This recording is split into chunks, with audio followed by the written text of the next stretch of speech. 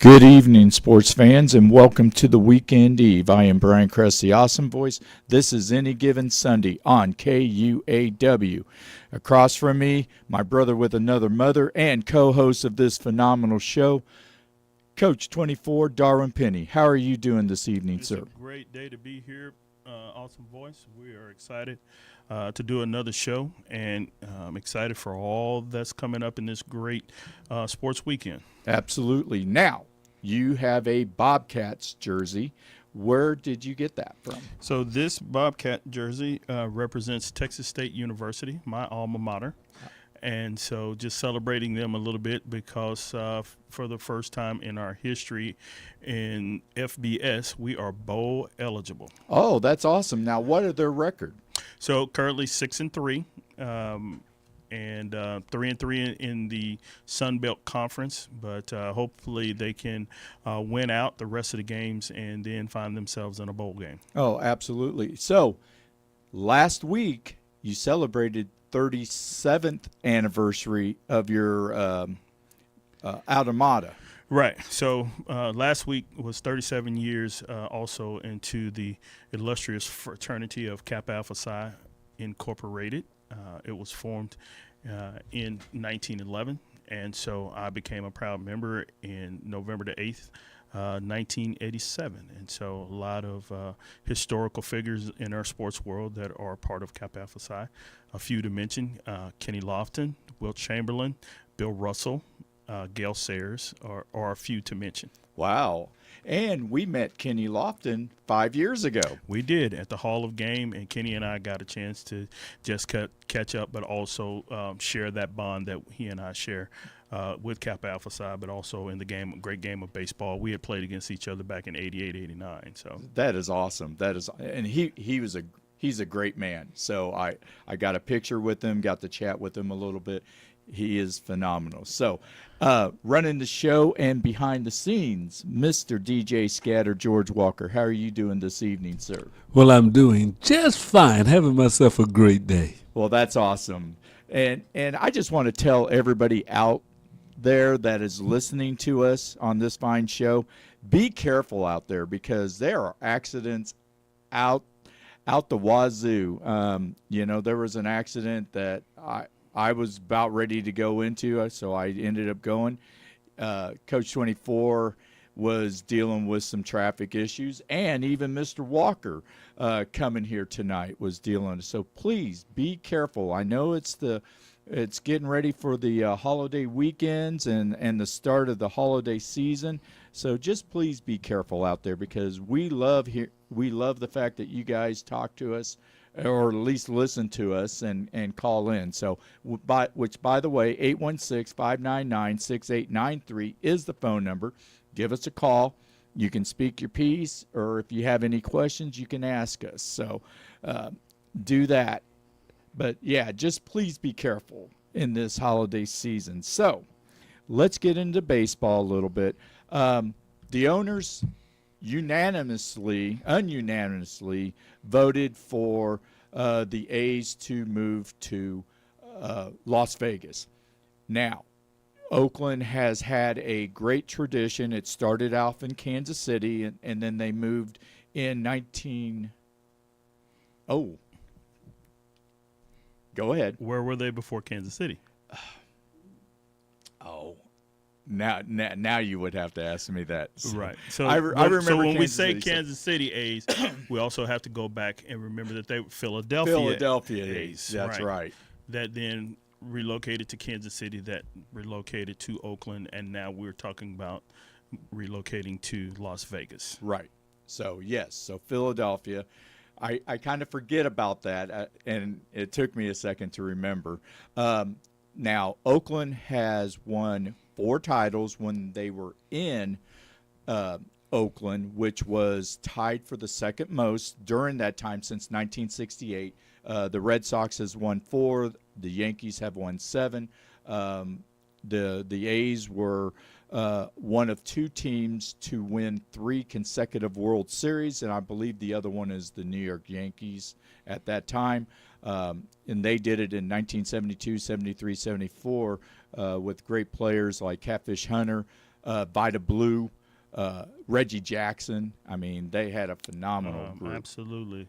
So yeah, Burt Campaneris, Joe Rudy, Dick Green, Sal Bando, Gene Tennis, Joe Rudy, just really. But Reggie was the guy as he was coming into his own. Obviously, he made his debut here in Kansas City with the Kansas City A's, but really became into his own. Won his only MVP there with Oakland in '73, and then also was a World Series his first World Series MVP that year, also in '73. So, a lot of history in Oakland, right? Right. They had their own rightful history in Philadelphia, and then certainly Kansas City being a part of that. But when people think of the A's, they think of Oakland. Right. Absolutely. And, they were also the last team to have a multi-use stadium played for football and baseball. Obviously, the Raiders moved a couple of years ago to Las Vegas, and now the A's are moving to Las Vegas. Now, saying that, they will play next season, 2024, in Oakland, and then as they move to Las Vegas, they will have to wait for the stadium their new stadium to get built. And so that stadium will be built in 2028. So they will have to find a spot. I don't think they've had a place yet, but they don't have to choose one right now. Well, they've played AAA baseball in Las Vegas for many, many years, and there is a stadium that's adequate out there. But for the type of fan base that you really want to be able to solicit, you want something that's nice, comfortable, and new age. And so I think they'll be able to survive the first few years. They may have to do some accommodating as far as boxes, things like that, and pour a little bit of money into that AAA stadium, but eventually to have their own stadium. But who knows? They may be able to work out some type of deal and do some a little bit of conversion with the football stadium there, and make themselves. Vegas has always been great about venues, and so there'll be some type of venue where they'll be able to play baseball. Yeah, and I imagine, I do not know this for a fact, but I imagine that they will have a roof on there. So yeah, I can imagine the new stadium will be somewhat retractable, at least because of the amount of heat that you can face in the summer out there. Even at night, it can still be really hot and humid out there, and so I think they'll do the very best and put together an outstanding stadium. Everybody who's been to the new football stadium has had nothing but great reviews about the facility that they have there, so I wouldn't expect it to be anything less for baseball. Absolutely. So saying that, the downside of this is now Oakland has lost their third sport. I know that Oakland or the Raiders had left a couple of years ago. Even before that, Golden State moved to San Francisco. Even though it's still in the area, they actually were in Oakland, and then they moved to San Francisco. And now the A's are moving from Oakland to Las Vegas. What does that say for Oakland? Well, I think there's still some internal political issues there at trying to be an up-to-date sports city. Obviously, Oakland has great fans base, no matter the sport, but there's just always been conflict between ownership, whether it was Al Davis or whoever, trying to get a new facility that would be in line with the best facilities in their respective sports. The Raiders left Oakland a couple of times, right? Right. So they left, went to Los Angeles, came back, and now they've gone again. As far as the Warriors being over across the bay, the bridge and everything, you got to remember that's where they originally started. They were when they first moved from Philadelphia, they moved to San Francisco before building a new facility and going across over at Oracle, playing over on the other side and more in Oakland. Oakland had a basketball team in the ABA. If you know, they had the Oakland Oaks, who were part of the ABA. And Yes. so as the Warriors were trying to get their leg up, then next thing you know, they're from San Francisco over to the other side of the bay. And now with the new facility they have, they've kind of gone back to their roots other than being in Philadelphia. Here's Philadelphia again. So how many teams were in Philadelphia, right? Multiple sports. Absolutely. And multiple teams in Philadelphia. But at the end of the day, we live in a sports society that wants nice venues. The players want to feel like their home venue is as good as any venue that they'll play in. And so it's important that we do update the standards. They've updated the standards at every level, all the way down to the minor leagues. And then even if you go into college venues today, everybody is upgrading facilities. And so why should Oakland be any different? For the first time, the players were able to play over these last few years where they could actually play baseball only at the Oakland Alameda Coliseum. But it's a big, spacious place, and it doesn't give you some of the closeness to the field as some of the fields are trying to capture today, and trying to make the fan experience feel like you're closer to the players. When you were playing in, all of us at one time just about had multiple use stadiums and football and baseball venues, because that was the cookie cutters of the late 60s, early 70s, especially when they started bringing in AstroTurf and you could get, multiple use out of it. But today, everybody wants their own venue. They want to be able to generate their revenue within their fan experience. And so my hat is off to Oakland, to the A's franchise for saying, we want a first-class facility, and so I'm not here to attack politicians, but, hey, it's in every city. I mean, we're dealing with it here in Kansas City at looking for a new venue.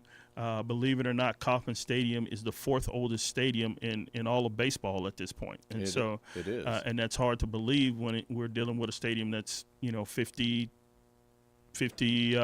51 years old, right? Yep. Because they started playing games there in the spring of 73. So it's a challenge, and you got to have a lot of people on board. You got to have ownership. You got to have the fans, because at the end of the day, we as the fans, as the public, we wind up sharing that financial burden of building a stadium through taxes. Right, exactly. And the fans are like, well, the team is not playing well. Well, it doesn't matter, because if you lose this team, if the Royals, which they are not, they're supposedly have a clause that they will never leave, but you never know what, clauses can always be broken, contracts can always be broken, but people are complaining that, hey, we don't want to pay for this, and why do we need a downtown stadium? And we could go into this for the next hour and talk about this, but just say, let's just put it like this. Let's just be thankful that we do have the Royals. And when they do get a new stadium, it's going to be phenomenal, and it will help the economy of Kansas City. And it will bring in new money, because fans will come in from outside of here, from either the east or the west or north or south. They will come in and they will see a first-class facility. Right. And I think the thing that we have to remember is that just like people move out of houses, your house is still a nice house, but you want something newer.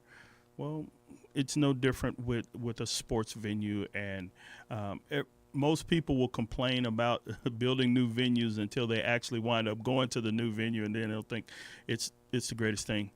But Kansas City, the Royals were Ewing Kauffman's gift to the city. It was not, he didn't buy the team and create this expansion franchise because he was such a big baseball fan, but he was a civic person, and that was his gift to the city. And one of the things that he put as whoever would be the next person to own the team out of it, it was understood that they would not ever relocate the team. Right. Right. And so If you remember, for a little while, there was just a managing group that operated the Royals until the the Glass family came in and bought. And then in 2020, late 2019, going into the 2020 season, Mr. John Sherman became our owner. Been a local businessman, and so he's not going to move the team out. But we have seen instances where teams did move and relocated. As a former resident of Houston, people never thought the Oilers would leave, but one day Bud Adams said, the Astrodome is outdated. We want a new facility, and he took his team to Tennessee. Yep. And for 6 years, there was no pro football in Houston. Yep. But guess what happened? Yep. A new stadium got built. It and did. now you have a whole new franchise. Exactly. So, but yet you still get upset at Bud Adams, Oh, yeah. rest his soul.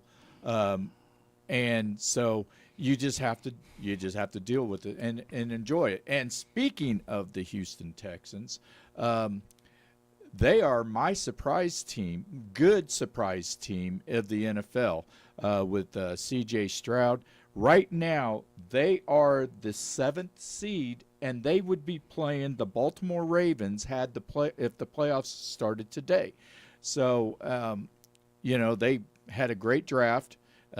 Picked a great quarterback, because obviously Carolina picked the other quarterback that you least like, but he has been playing lights out. Yeah, he's actually now starting to enter the MVP conversation, C.J. Stroud. He's putting up numbers that no rookie quarterback has been able to put up. He seems to have a grasp on the team.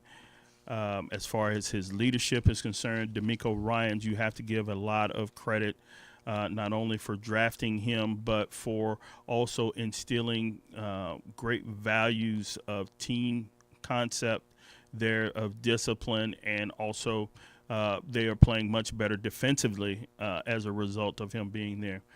Now, here's what I will say is they also have the benefit of playing in one of the weaker divisions within the NFL currently. Right. And so the ability to get a few extra wins and get it turned around is in their favor. Everybody knows the formula of the NFL, though, is that the better you are, the harder schedule that you get outside of your division.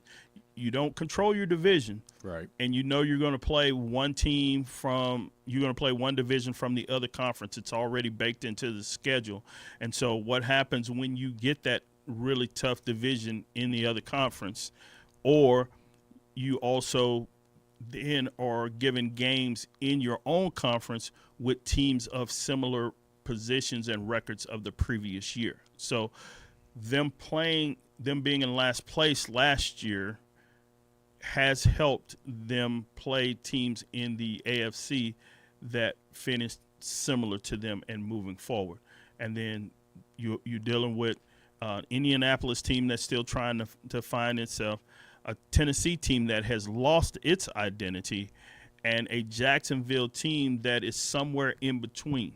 Yep. And so we'll see as their schedule starts to toughen up and play a few more divisional games with Tennessee and with Carolina and even with Indianapolis as they move forward. But just to see them not be the laughing stock that they were last year, and even the people who criticized them for winning the last game and saying you blew the first pick. Right. Well, regardless of the pick, they got their quarterback. Yep, exactly. And, they are taking advantage of the system.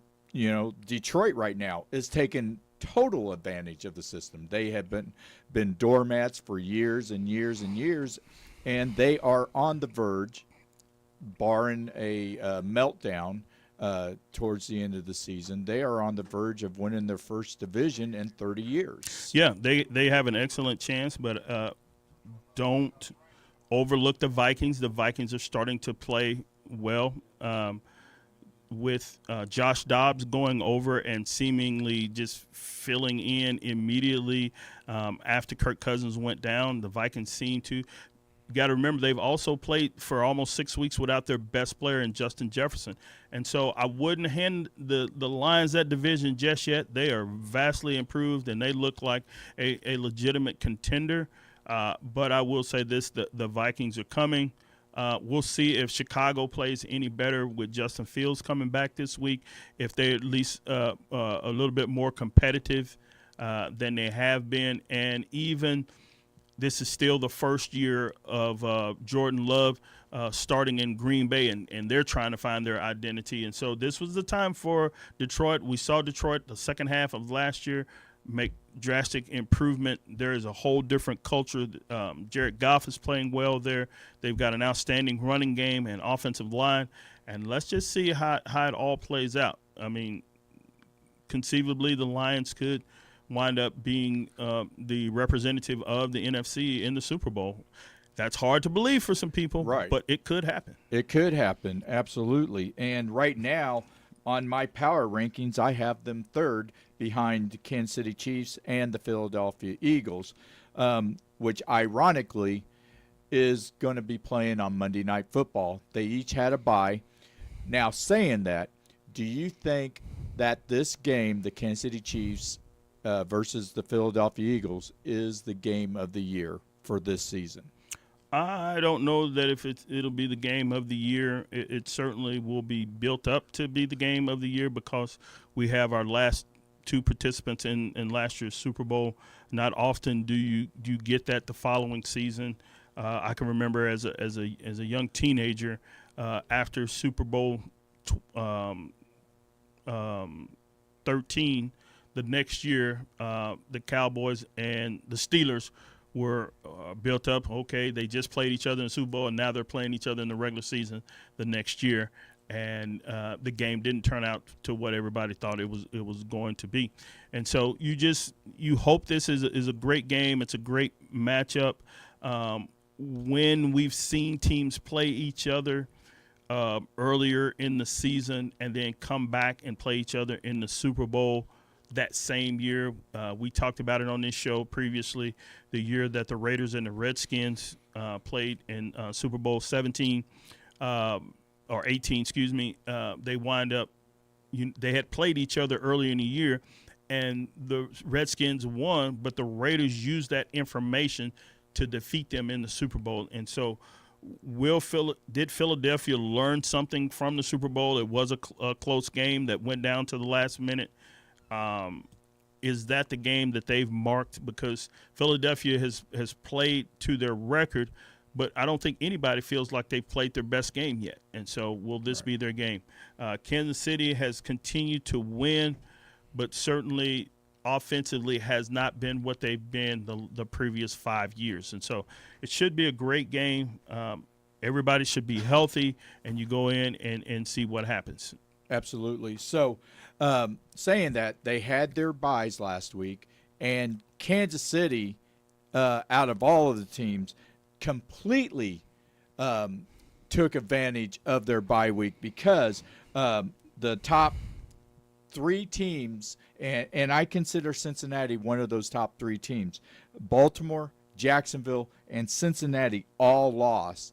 And Cincinnati lost to Houston, which now owns the tiebreaker over the Cincinnati Bengals. You had Baltimore that lost to Cleveland, and Cleveland had given up a lot of points on the road, and they did give up a lot of points on Sunday, but they scored a lot of points too against a vaunted, what was arguably the best defense, and they still are. They are still the lowest scoring defense in the NFL, but they gave up 33 points, it was 33 points and a loss.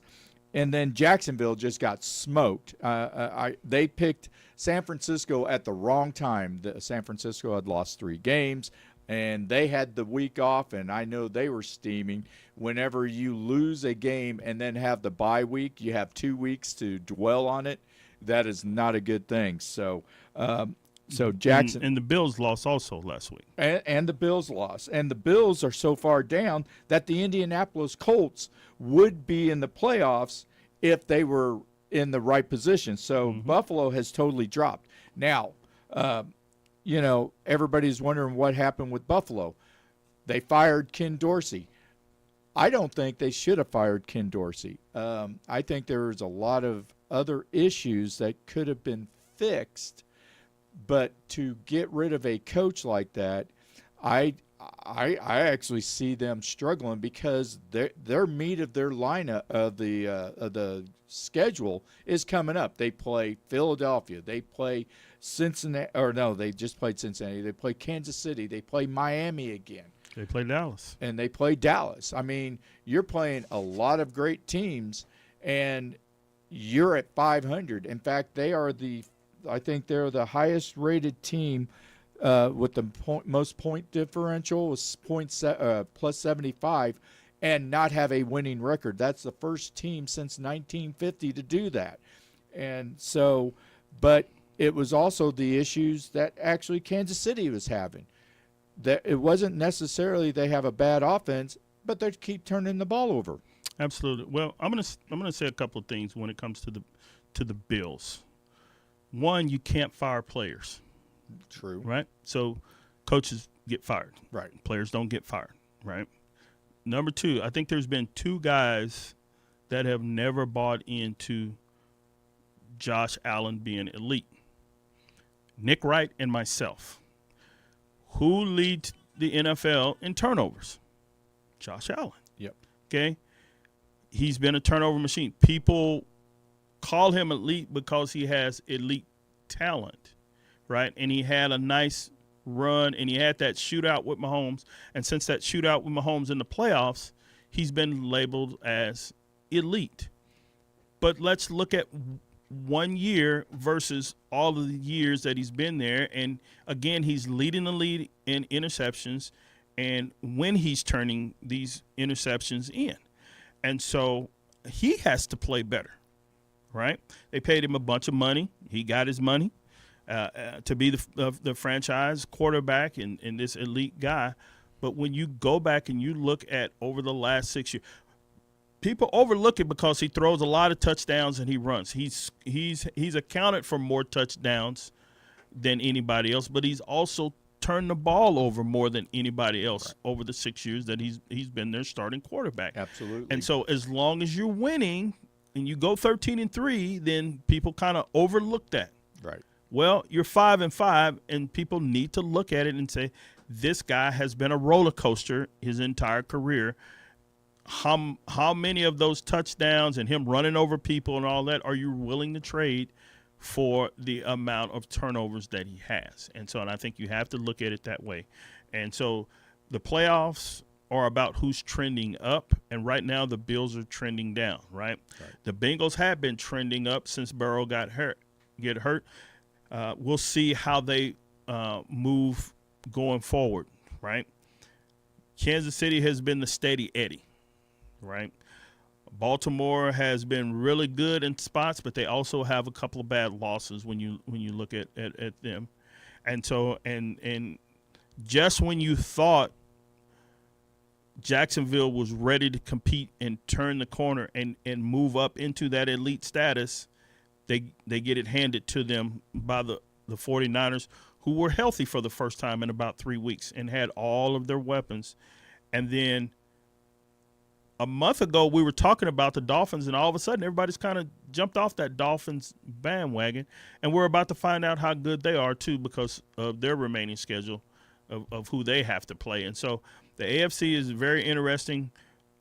Are the Broncos trending up, or is it just fool's gold, as they used to say in the Old West movies? Right, actually. We shall find out.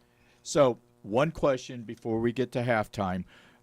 So for Buffalo, do you think the hangover of 21 months ago, the 13-second game, that's what anybody will say, just 13 seconds, when they lost that game, when they thought they had it won, and Patrick Mahomes came back 13 seconds, scored the field goal, and then won in overtime. Have they not been the same since?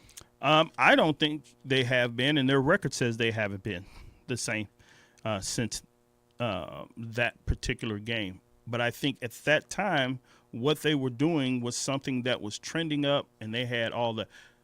There's internal turmoil that is not being talked about, and you know that it is when you have to go out in midseason and fire your offensive coordinator.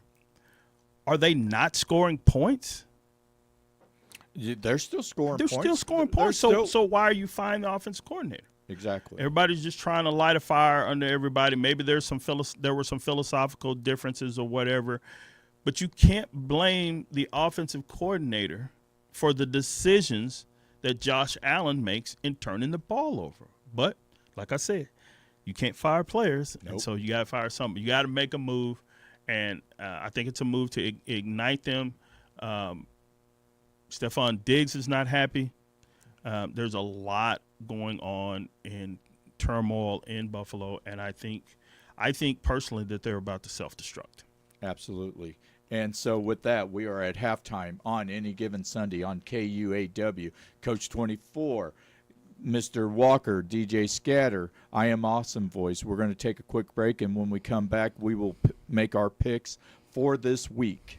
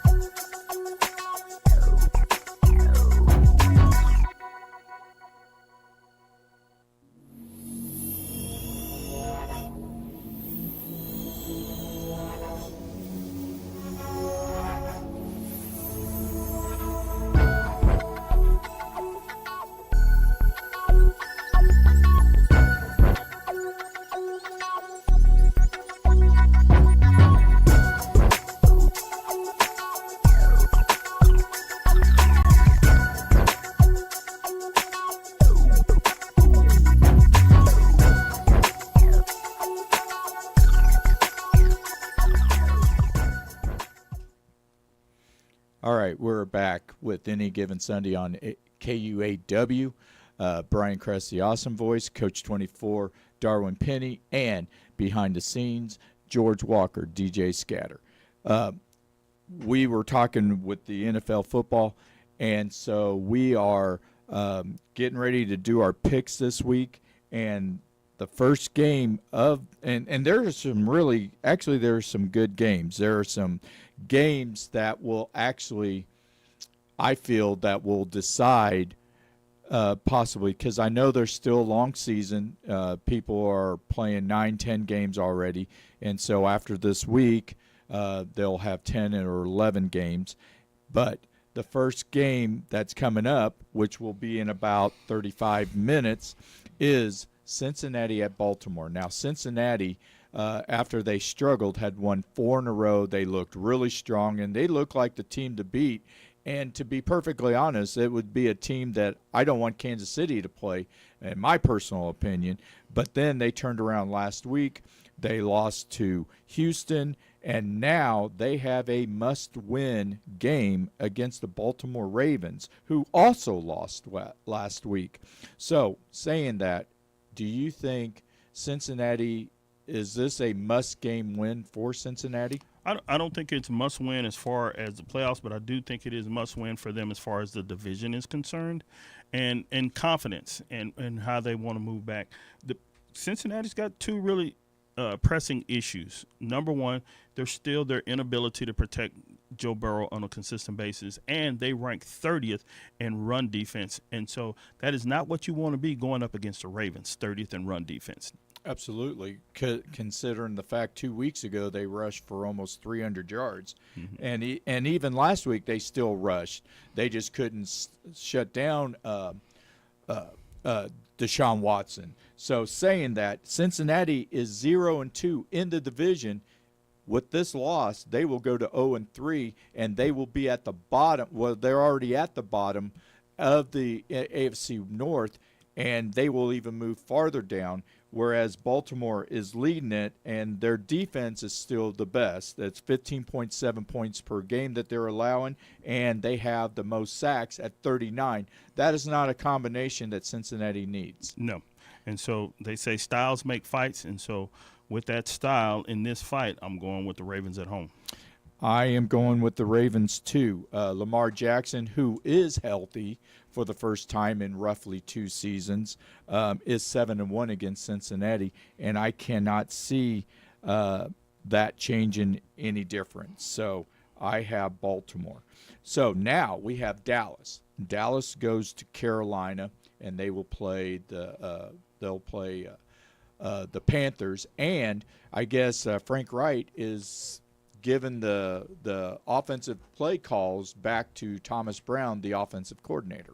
Yeah, well, Carolina has a lot of issues, and you're dealing with a young rookie quarterback who's still, learning. I still think he's going to be, more than adequate in this league, even though, as I said, I would have taken C.J. Stroud over him because I just don't like little quarterbacks. Right. But I think this young man is going to be fine. But I don't think with the way that Dallas and Dak Prescott in particular and C.D. Lamb are playing right now that Carolina has, it's still any given Sunday, but, Dallas really should handle Carolina. Absolutely. Dak Prescott is his 3rd straight game with 300-plus yards passing and 3 touchdowns passing, and that is the 4th longest streak since 1970.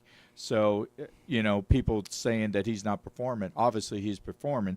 And Bryce Young, he's only averaging 5.4 yards per attempt, which is last in the NFL, and you're playing a good defense in the Dallas Cowboys. Yeah, I think they'll be able to get to the quarterback, and then the biggest thing that Dallas needs to do at this point is still they have to find a running identity, and Pollard, they franchise tagged him and hoping that he would be able to be the bell cow at running back, but they still have got to shore that up. It was better. It's been better over the last 2 or 3 weeks, but now they're having to throw to open up the run versus it used to be run to open up the pass. And so I just still don't see them losing to Carolina. Absolutely. And I agree with you. I have the Dallas Cowboys also. Pittsburgh at Cleveland. These are 2 teams that are tied for second in the AFC North with 6-3 record. If somehow Baltimore loses, the winner of this game will take sole possession of first place. Now, Pittsburgh is the first team, at least since 1940, to have a winning record despite the fact they have been outgained in every single game this year.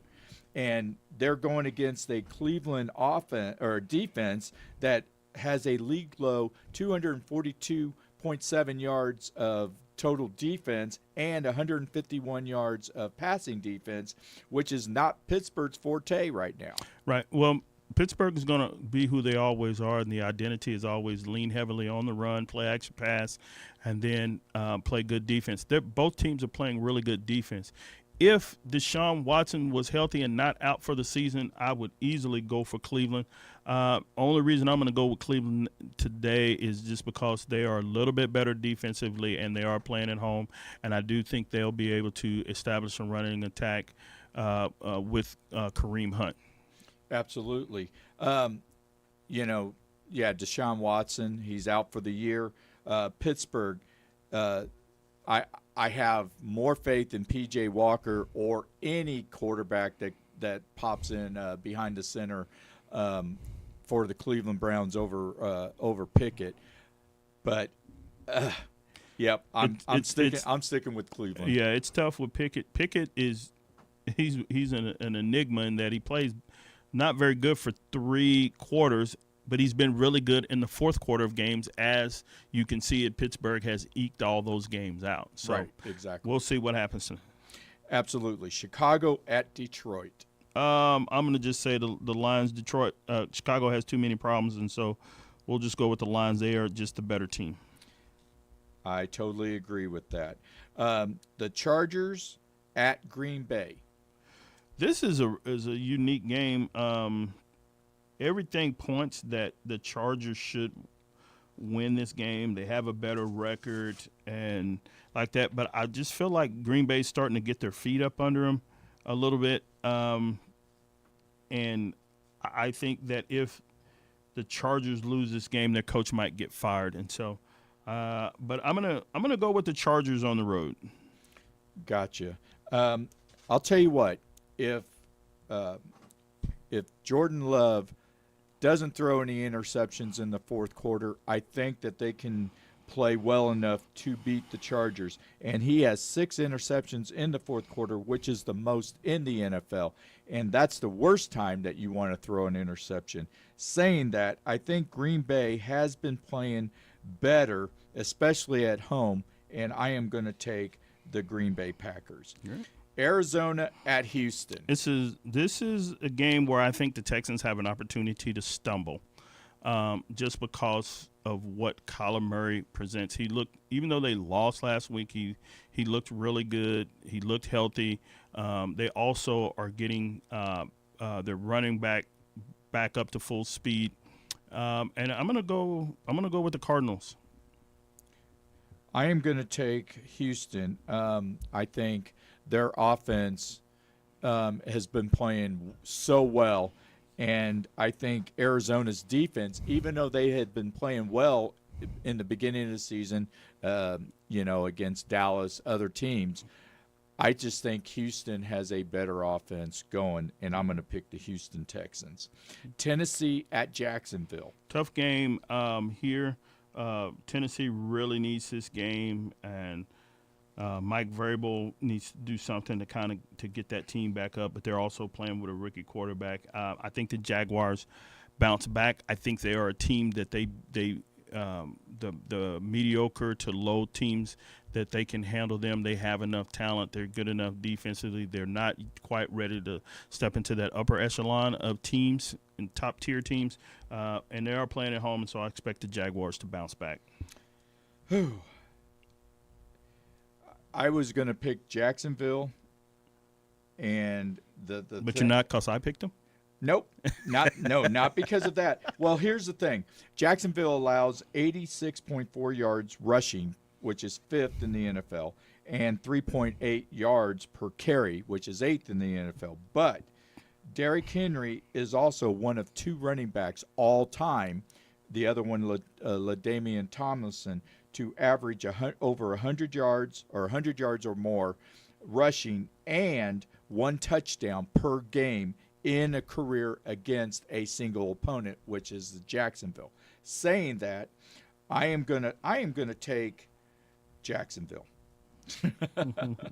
But if Tennessee wins, that is the reason why they win. All right. Las Vegas at Miami.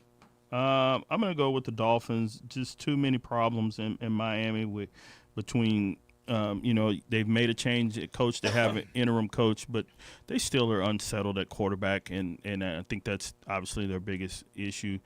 Jacobs is kind of starting to run the ball a little bit, and they have weapons with Devontae and some others, but there's no team continuity, and I think there is continuity when you look at the Dolphins and what they can do and playing at home. So I'm going to go with the Dolphins. Absolutely. Dolphins play when they play the weaker a team that's weaker than them, or on paper is considered weaker. They take care of business. They've also had a week off, and they were seething from the loss from the Chiefs. They're going to take it out on Vegas. I've got Miami too. New York Giants at Washington, the game of the week. Yeah. As I say that sarcastically. Yeah, no, this is I'm not going to even spend any time on that. The Commanders can do some things offensively, that are really good, and the Giants can do nothing. Absolutely. So that's real quick. We both picked Washington. Tampa Bay at San Francisco. I think the 49ers found their stride back again. They found their mojo, and so they should handle Shaker, Baker, and Tampa, who, I will say this, they have been somewhat of a surprise just to be competitive this year. Absolutely. Especially when they got $95 million of dead cap money. Yep. And San Francisco got their mojo back against Jacksonville, and they're playing at home. Tampa Bay's in trouble. San Francisco. New York Jets at Buffalo Bills. Man, if the Jets had a quarterback, I'd pick them. But because they don't, I'm going to go with the Bills. Absolutely. I've got the Bills too. And just to say, the Jets have a streak of 36 consecutive drives without a touchdown. That should tell you something right there. And Buffalo can at least score. They are the first team since the 81 Falcons to have 75-point differential through the first 10 games and not have a winning record, but I'm going to pick Buffalo too. And they still remember the first night of the season. Seattle at the Los Angeles Rams. If the Rams want to have any meaningful games the rest of the season, they have to win this game. Okay, you're not going to get in the playoffs with 7 losses, and they're not going to run the table. So they've got to be able to win this just to have some breathing room. But Stafford's still too banged up, and there's inconsistency in the run game. Seattle's better defensively, and so I'm going to go with the Seahawks. I totally agree with you. The Rams turned around and beat Seattle in the second half of their first, I believe it was week 2. Mm-hmm. They came in the second half and just totally beat up on Seattle. Seattle remembers that, and they will get them back. Seattle, I have too. Minnesota at Denver. This is a tough pick because Sean Payton has found a way to get Russ not to turn the ball over. He's putting up pedestrian numbers, though. He's only throwing for about 140 yards a game, but they found a running attack, and he's kept the playbook pretty simple for Russ so that he wouldn't turn the ball over. And so I'm going to go with the Broncos. I am going to go with Minnesota because their offense has really started clicking, and I know Dobbs has only been there for 2 weeks, but the fact is they look more in rhythm than they did with Kirk Cousins, and Kirk Cousins was actually having a good season this season, but I think Dobbs has really been the guy. You're so right, man, and I want to pick them. Just I'm in a situation right now that I trust Sean Payton a little more. Gotcha. So I'm going to pick Minnesota. Okay. Philadelphia at Kansas City. This is definitely the game of the week and arguably, possibly the game of the year.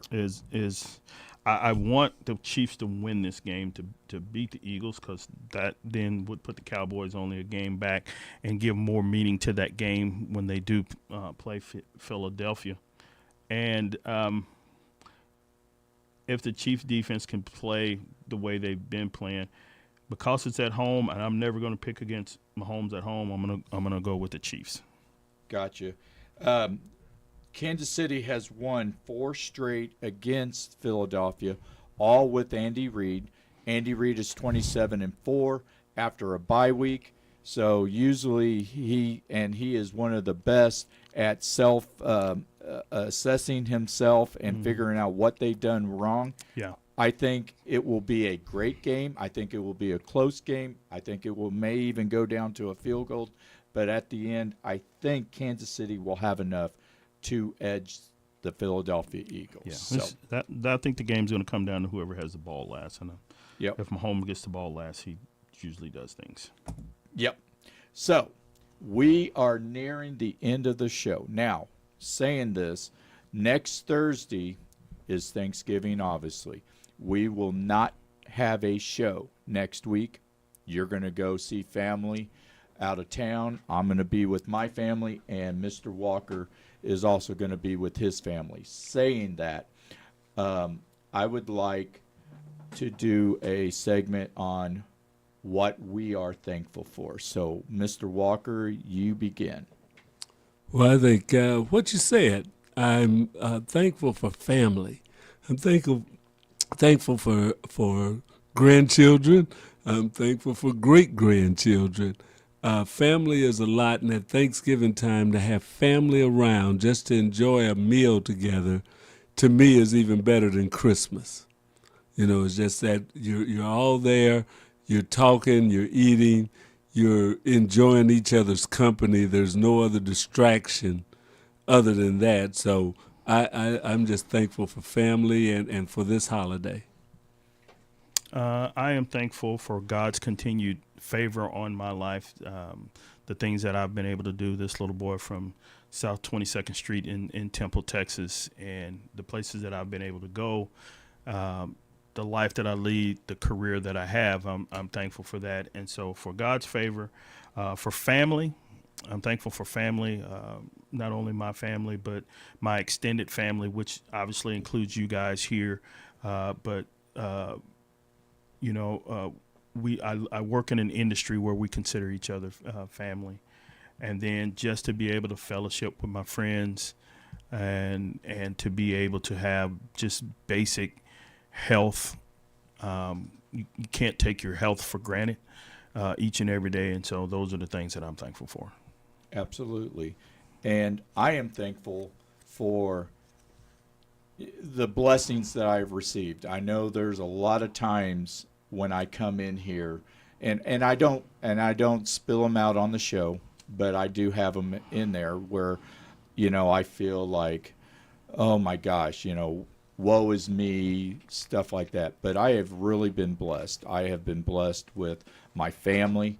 I have an amazing family. I still have my mother and my father. Not a lot of people can say that at our age. Yeah. And I have the greatest friends in the world. I will always say I have the greatest friends in the world.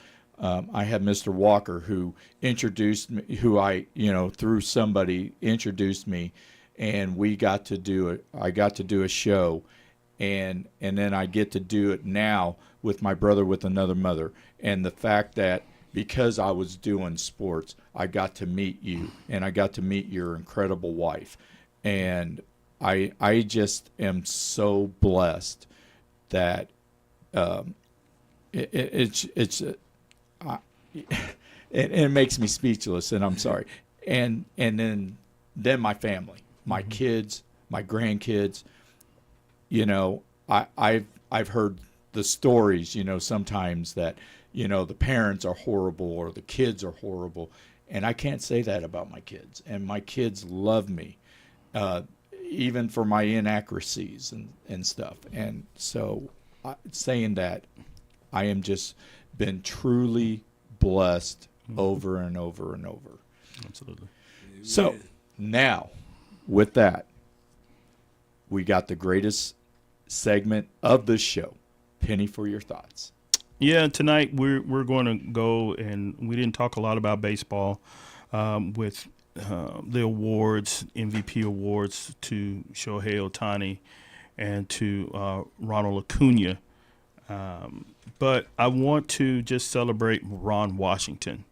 We talked about Dusty Baker a few weeks ago with Dusty moving out of the reign as the manager for the Houston Astros, which here we are 75 plus years after Jackie Robinson. And in Jackie's last public appearance, one of the things he talked about was trying to get that first African-American manager in baseball. 2 years later, Frank Robinson is hired as a player manager for Cleveland Indians. And we've made some progress, but then it seems like every time we make progress, we go back. But I want to celebrate Ron Washington being named as the manager for the Angels, and what that means to me as an African American who's spent my entire life basically in professional baseball. And it's a story of redemption. Ron Washington did an outstanding job as the manager of the Texas Rangers, but personal problems derailed his career, and I didn't think that he might ever get an opportunity. And so here he is at age 70 getting another opportunity to manage and to show the tremendous communicator and skill developer he is in the game, and how he's been successful in helping the Braves and every team that he's ever been a coach or a manager for. My heart went out to him in 2011 when the Rangers were one strike away from being World Series champion, and how that could have, again, projected his career even to greater heights, because this guy is a lifer in baseball. But the Angels look past his age. They look past the color of his skin. They look past his past flaws and have redeemed him and given him another opportunity to manage in the big leagues. So today, Ron Washington, we salute you, and we know you're going to do a great job out with the Anaheim Angels. Absolutely, and I just think that was a great hire. You know, we have had our discussions, and we went golfing on Tuesday, and you know, we have our talks, and I'm not going to bring them up. This is, you know, it's a between us type thing. Though I did take the picture and I did erase the video, so I do apologize for that. But, you know, I listened to your pain of your struggles and what goes through. I have no idea. Mr. Walker has an idea. You have an idea. I have no idea, because you could call me privileged. I'm not saying that I'm better, but unfortunately, because the color of my skin, I get that privilege. And I just think that is horrible, because you are a phenomenal baseball man, period. Not just a player, you're just awesome all over. And I pray that one day that you will get the opportunities that you deserve. And so, so with that, you know, that is another thing that I am thankful. You know, I'm thankful for that. I hope that something for you happens like that. Again, like I said, I'm thankful to be working in the profession, because there's so many that aren't. Right. Okay, but at the same time, we just want those opportunities to showcase our love, our passion for the game. Right. I don't think anybody's ever loved this game any more than I have. Right. And so, and then to have an aptitude for the game, we would just want to showcase that. I mean, you think about what Rube Foster really wanted when he started the Negro Leagues. His idea was not that players would move into Major League Baseball, but that the Negro Leagues in itself would be integrated into Major League Baseballs. And so that means general managers, that means managers, that means ownership. And if you would look at if those things had happened, if Rube's dream would have truly manifested itself as having a merger similar to what the ABA and the NBA had, or what the NFL and the AFL had, our country would look very different today. Exactly. I totally agree with that. And with that, we are at the end of our show, Any Given Sunday on KUAW. My brother with another mother, Coach 24, Darwin Penny. DJ Scatter, George Walker. I am Brian Kress, the Awesome Voice. Be awesome, not angry. And you guys have yourself a phenomenal sports weekend, and have a safe Thanksgiving.